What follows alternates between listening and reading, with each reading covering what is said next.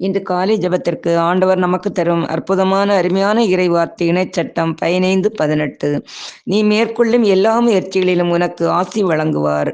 ஆண்டவரே இயேசுவே, சமாதானத்தின் ஊற்றே, காலைதோறும் அது பேரன்பால் வழிநடத்துகின்றவரே, உமக்கு நன்றி செலுத்துகின்றோம்.